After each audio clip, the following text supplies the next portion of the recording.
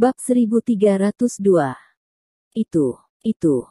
Setelah mendengar perkataan Abler, Woods mengangguk lagi dan lagi. Dia juga mengangkat kepalanya dan berkata dengan bangga, "Jika kamu benar-benar bisa mati di tangan bayangan iblis, maka bagi Hejiarong, kematian adalah berkah yang besar." Ya, aku juga tidak berpikir dia pantas mati di tangan bayangan iblis, tapi aku tidak menyangka salib hitam ini tidak berguna. Dia bahkan tidak berani mengambil tugas seperti itu, jadi aku hanya bisa mengganggu bayangan iblis itu sendiri. Abel mendengus, dan berkata dengan enggan, bahwa meskipun kepercayaan dirinya dalam membunuh Hejiarong telah meningkat pesat, itu juga akan menghabiskan banyak uang, dan itu juga akan membuat Hejiarong lebih murah. Permukaan. Hei, Tuan Abler. Aku tiba-tiba teringat bahwa meskipun bayangan iblis ini sepertinya pembunuh, dia sepertinya tidak mengambil tugas itu begitu saja, kan? Woods sepertinya tiba-tiba memikirkan sesuatu, berbalik dan mempertanyakan Able Fox, "Saya tidak tahu mengapa Tuan Able pasti akan mengundangnya keluar dari gunung. Tahukah Anda, saat ini bayangan iblis memiliki banyak uang, dan dapat digunakan tanpa uang. Banyak orang dengan status luar biasa di dunia tidak dapat meminta bayangan iblis untuk membantu mereka." Jadi Woods melihat bahwa Abler memegang tiket kemenangan, dan dia tidak bisa tidak bertanya-tanya mengapa Abler yakin bayangan iblis akan membantunya. "Haha, Tuan Woods, Anda mendapat informasi yang sangat baik sehingga Anda tahu ini." Able mengangkat kepalanya dan tertawa, dan mengangguk ke arah Woods. Wajahnya tidak bisa menahan diri tetapi kebanggaan kepuasan diri muncul kembali, dan dia berkata dengan percaya diri, "Ya, sebagai sosok peringkat kedua dalam daftar pembunuh dunia. Dan juga memiliki tubuh abadi seperti bayangan. Dari level lain, bayangan iblis hampir menguasai sebagian besar kekuatan hidup dan mati di planet ini, dan dia sekarang cukup kaya. Jadi tentu saja tidak mungkin untuk semua orang mereka yang bisa disenangkan, dan saya adalah sedikit sekali orang di dunia yang bisa menyenangkan dia." Berbicara tentang ini, Able sengaja makan. Melihat kegembiraan dan rasa hormat di mata Woods, dia tidak bisa menahan untuk tidak mengangkat kepalanya lebih tinggi. Dia sepertinya menikmati momen cahaya tinggi ini. Setelah beberapa saat, dia melanjutkan.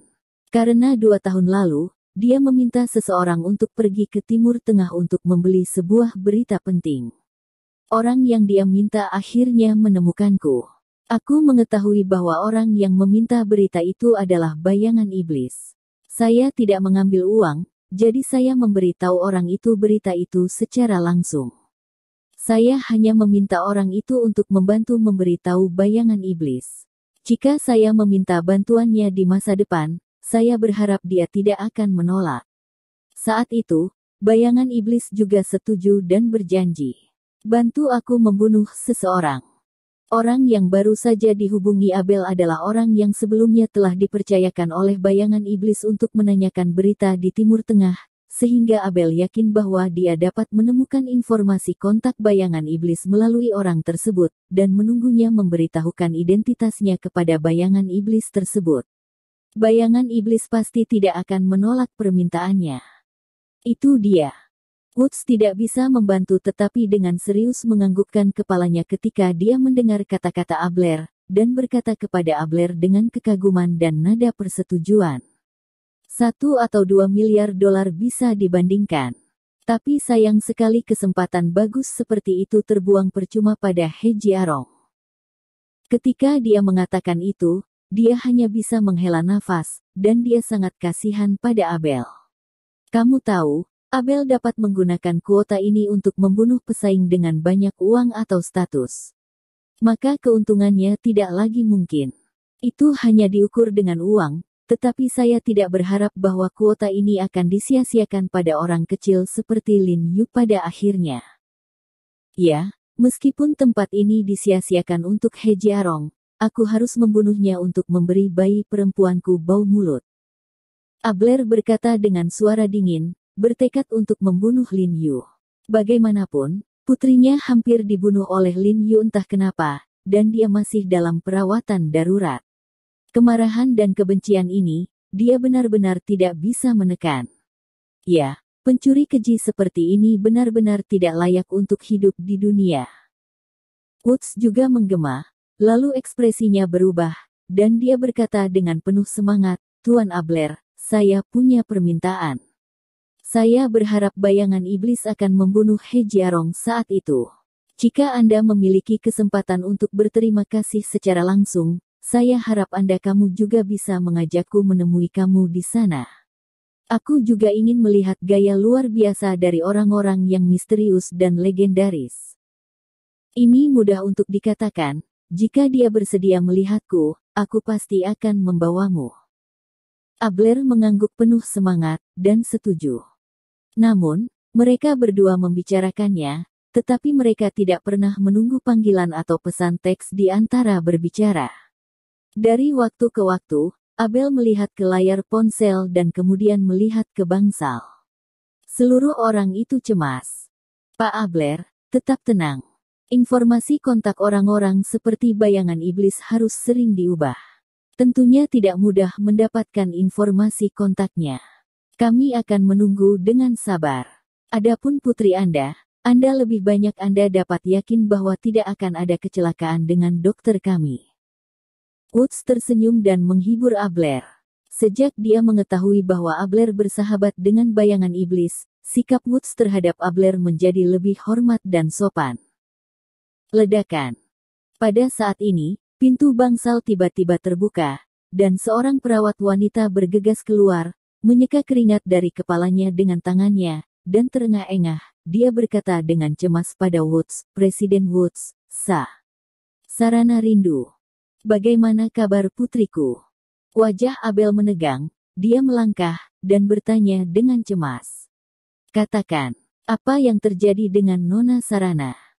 Woods pun dimarahi dengan cemas.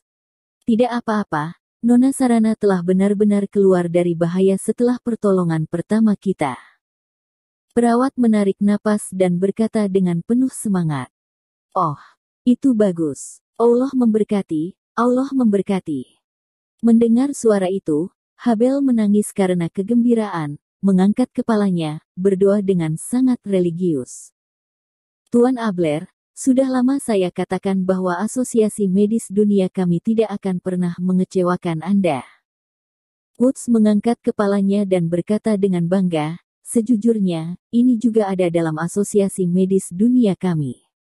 Dengan keterampilan medis terbaik dunia dan pengalaman pengobatan dari para dokter kami tidak dapat berhasil dalam trik He Jiarong. Jika itu terjadi di institusi medis lain, putri Anda mungkin sudah kehilangan nyawanya. Terima kasih, Tuan Woods, terima kasih, dan terima kasih dokter." Abel bersyukur. Setelah masuk kamar, ia melihat beberapa dokter. Ia pun berjabat tangan satu persatu mengucapkan terima kasih. Kemudian ia melihat putri yang terbaring di ranjang rumah sakit telah kembali dalam keadaan tenang bahkan bernafas. Ini adalah desahan panjang yang lega. Hati lega. Lalu bagaimana seharusnya anakku diperlakukan?